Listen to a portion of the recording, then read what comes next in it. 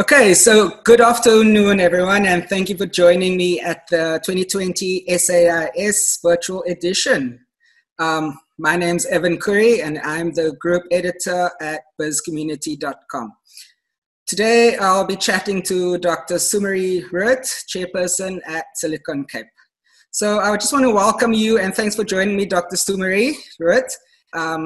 Today, I'll just want to find we'll get some insights from you into the state of tech innovation in South Africa, some of the trends that you'll be seeing in the startup system, and also the big question that's been going around is, does South Africa need a Startup Act? So thanks for joining me. For those of the listeners or viewers who aren't really clear as to what the purpose of Silicon Cape is, could you perhaps just tell us briefly what it's all about? Sure, Evan, and thanks again for the invitation to join you at this awesome summit. You know, the SA Innovation Summit is one of the really flagship events on the annual calendar in the technology or in the innovation space, really, in the country. And it's something that Silicon Cape has been a long-standing partner of. So just for those of our listeners that are not really familiar with what Silicon Cape does, is we are called what is termed an ecosystem enabler. So in simple terms, let's just maybe talk a little bit about what that means. What that essentially means at its essence is that Silicon Cape supports technology entrepreneurship here in the Western Cape, but also across the African continent, and then really representing African innovation also on the international stage. So how do we do that? How do we support technology entrepreneurship? So there are really four key things that we do, okay? We connect.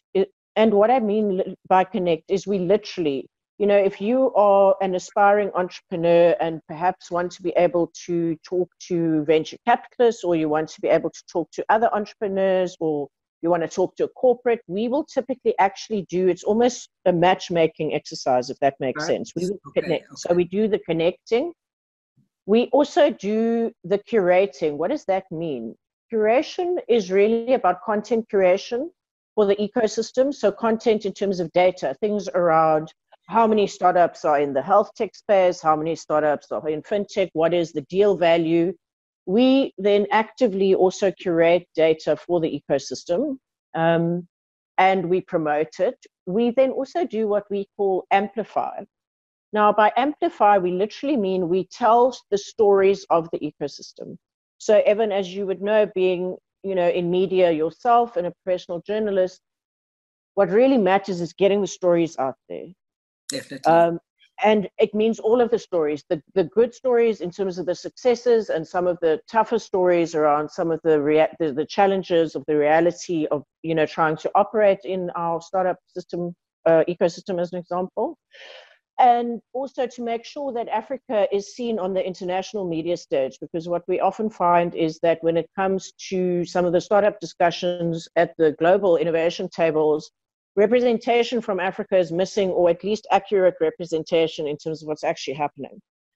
And then the last thing that we do is we advocate. What does that mean? That means that at a national level, Silicon Cape plays a role in terms of trying to advocate for the rights of the stakeholders in our ecosystem. A typical example here would be trying to get a Startup Act promulgated in South Africa, something that you and I are going to talk about, Evan.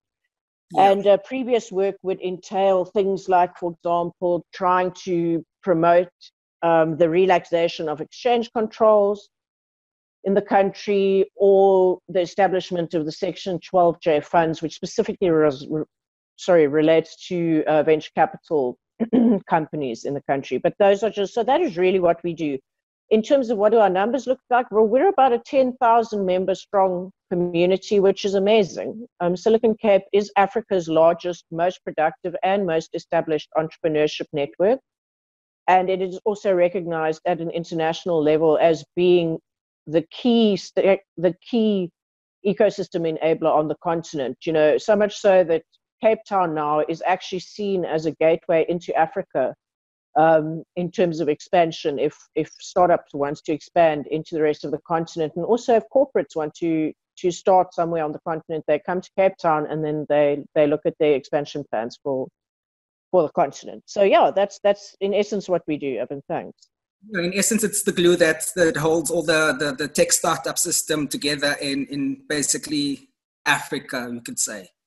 Well, look, that's certainly something that we're trying to do. We call it, we're trying to be what we call the PanAfrican Unifier of all of these innovation hotspots, because the reality is, whilst Cape Town is the top entrepreneurship innovation hotspot on the continent, depending on which metrics you look at, there are hundreds of these hotspots throughout the continent. The challenge is that they aren't unified. So there isn't, a Pan-African integration of all of these hotspots, but one must make the point that this innovation is happening all over Africa. By not being integrated and by not unifying it, it means it's also really difficult to start telling the stories of all of the amazing things that are happening across the continent, in a synchronous way. So whilst we aspire to that, we've still got quite a way to go in terms of achieving that. But, that's something that you work at day by day.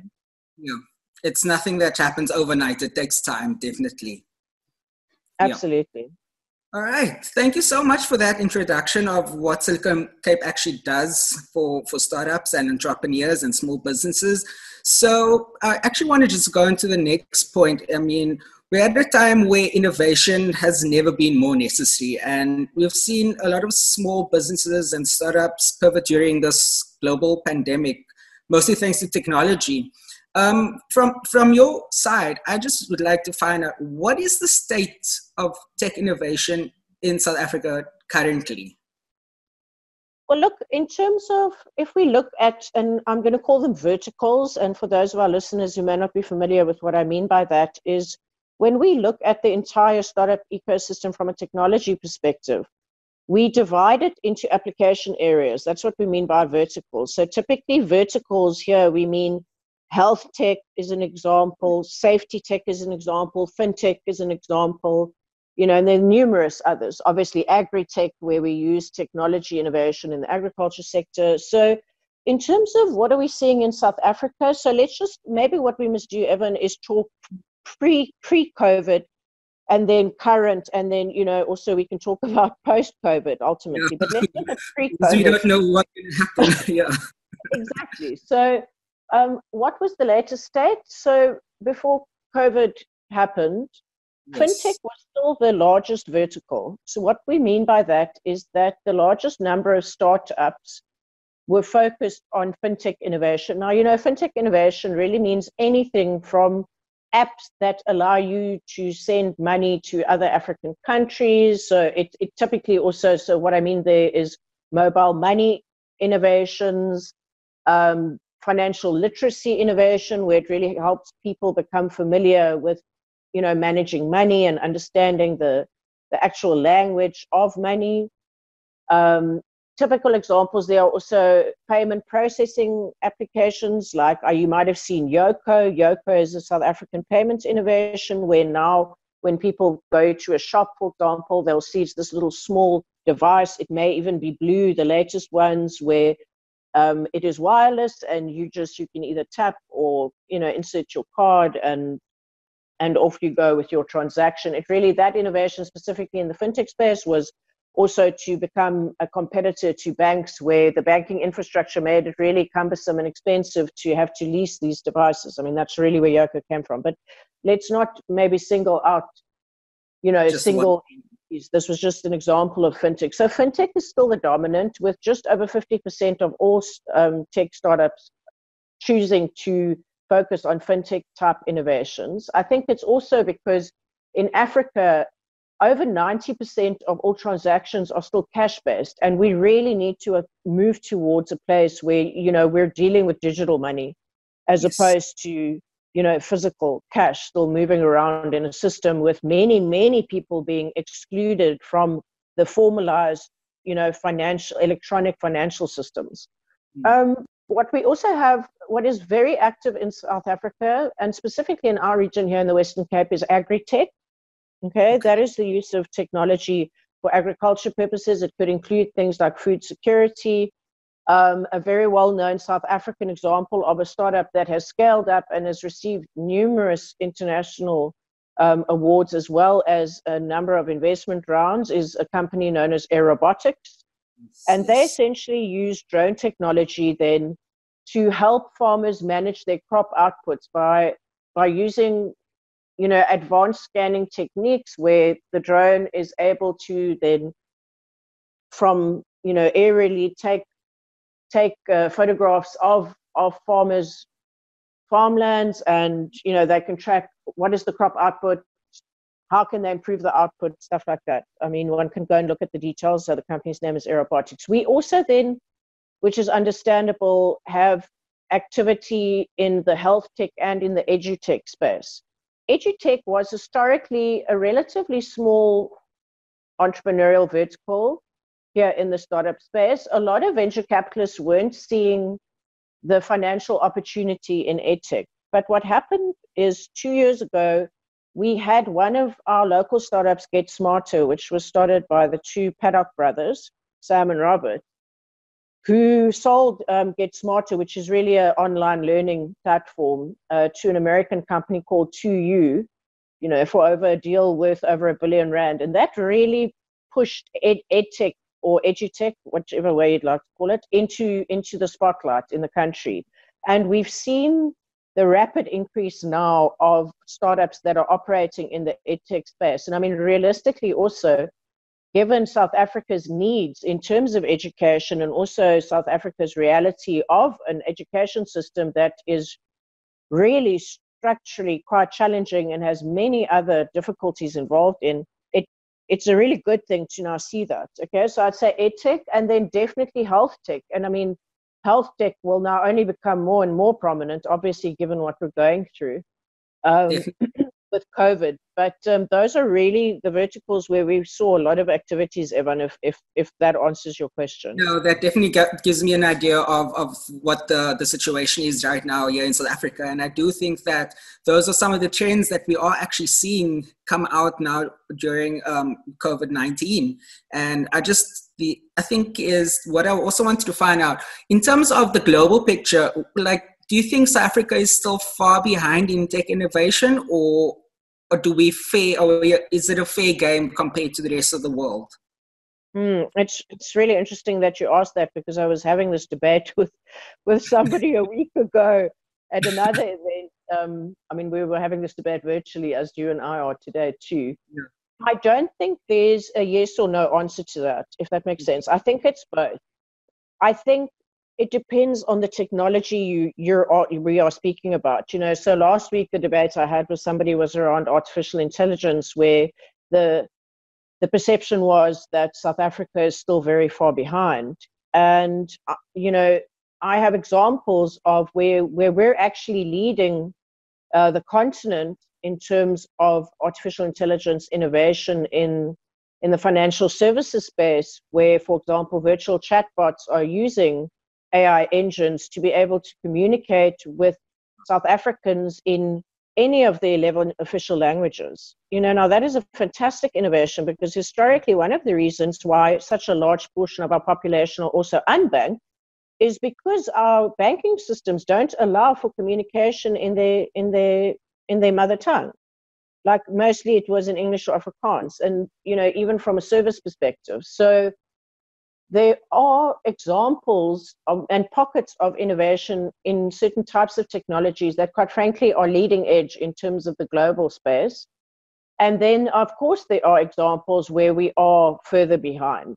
I think what is interesting for me, where I can definitely say yes across the board, is that in South Africa, and I find it may also apply to Africa, we innovate from a need perspective.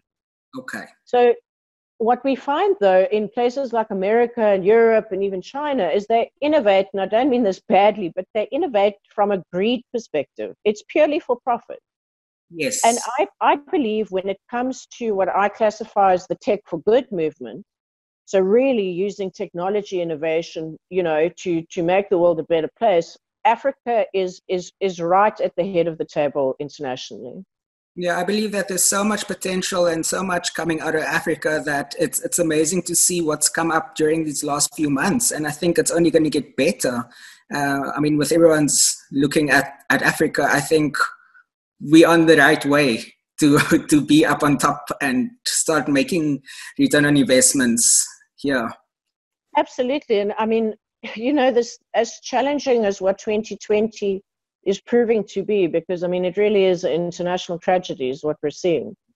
There are also incredible stories, absolutely, of innovation happening at a ground roots level, and specifically coming out of South Africa. And South Africa is kind of being seen as a leader in terms of, health tech innovation also during this time. I mean, we've seen numerous innovations come out which were literally driven from need. We needed to try and get a better throughput of patients. Also, having to, for example, use ventilators. So, the oxygen flow process, was put forward here and stuff. So, yeah, I mean, there are a number of innovations that are extremely exciting that are coming out of this tragedy. And I suppose that's always how it is. And South Africa is leading there from a healthcare perspective, definitely.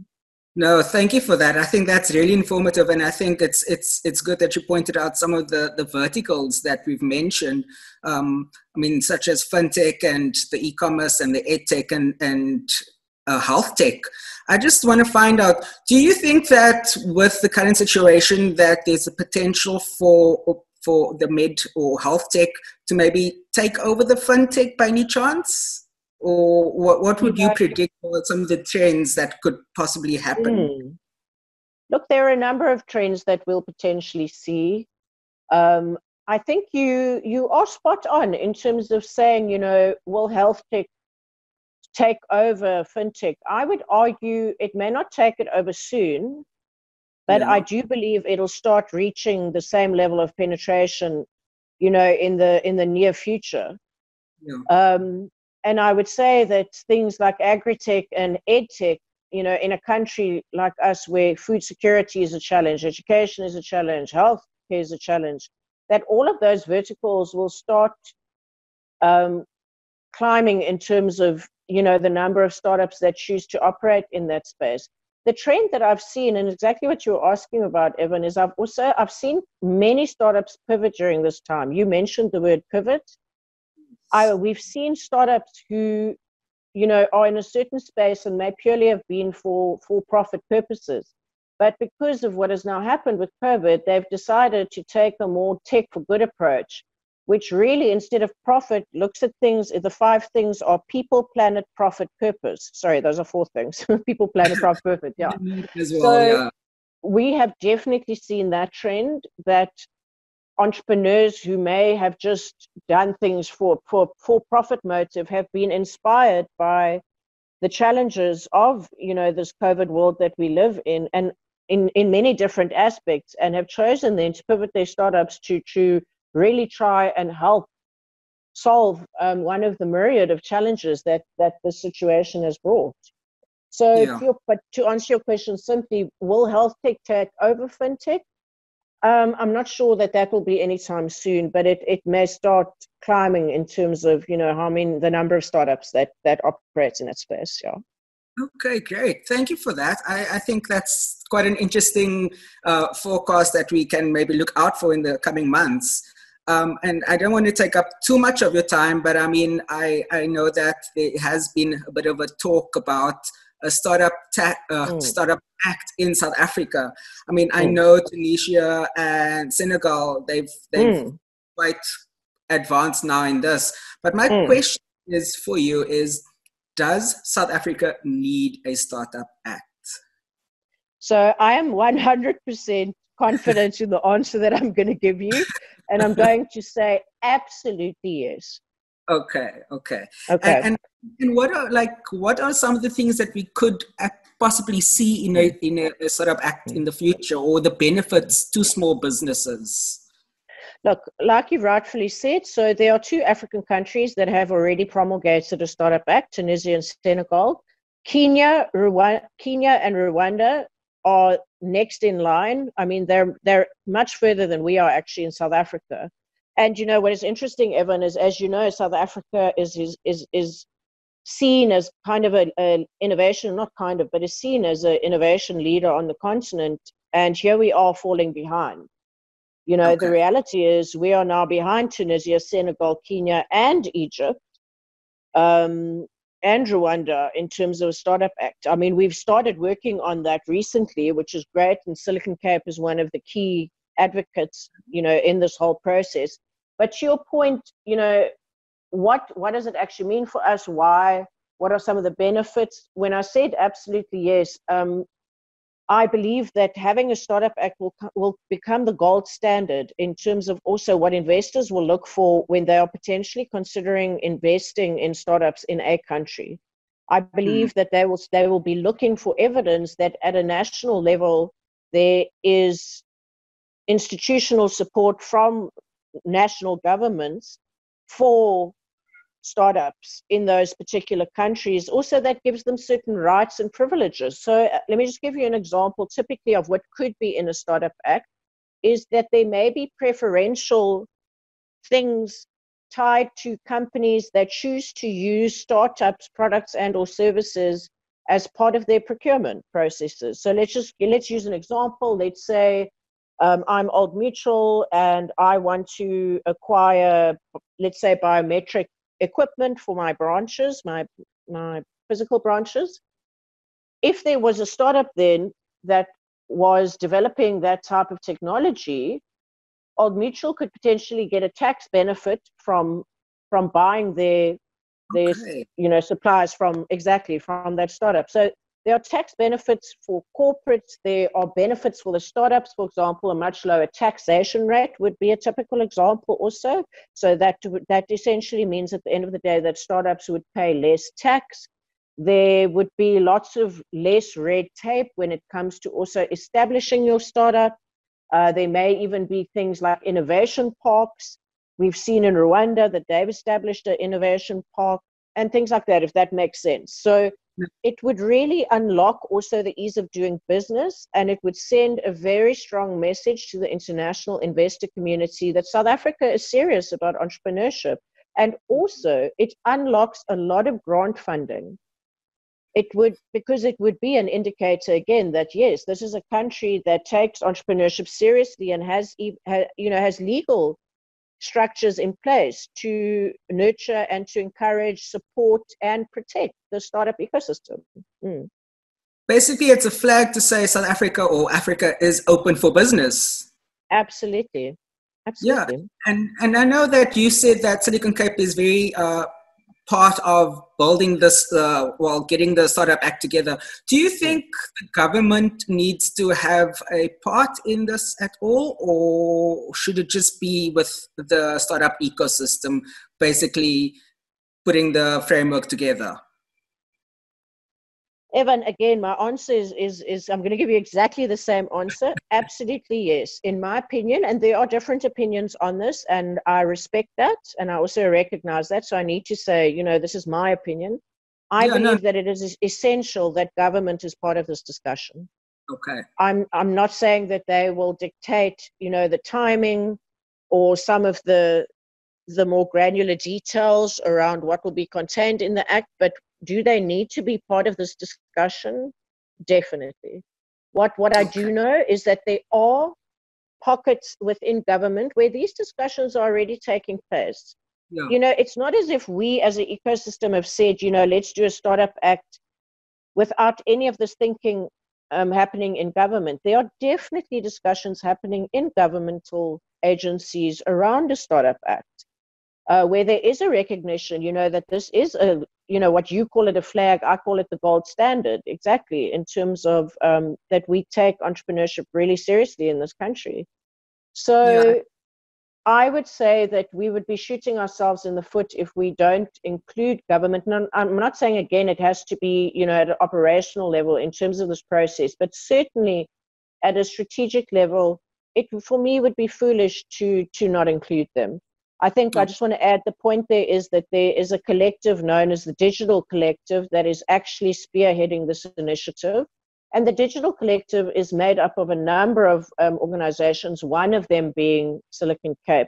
So it's not that we're driving it. There is another organization that is comprised of all of us that is actually spearheading it. But to your point, government definitely needs to be part of the conversation. All right. So I just want to say thank you so much, Dr. Sumarie Roodt, for all that insights. And I think we're at an exciting point in South Africa where things are happening, and I can only wish all the startups and entrepreneurs and innovators all the best of luck. And I think we just shouldn't allow them to give up, and we need to start pushing and driving them. And from a media perspective, we're always open to share stories. So I think everyone's going to enjoy this year's South African Innovation Summit. Absolutely. Look, the summit is always a highlight for any of us that play in the startup space. And I think, Evan, I just want to say thank you also to you from Bizcommunity. You are wonderful supporters of the ecosystem. You are always there and willing to share the stories and also highlight some of the harsher realities, of doing business on this continent. And I just want to say thank you from Silicon Cape for all the amazing advocacy and promotional work that you do for us. All right. Thank you so much. I really enjoyed that chat with you, and enjoy the rest of the summit. Awesome, man. You too. Have a great day.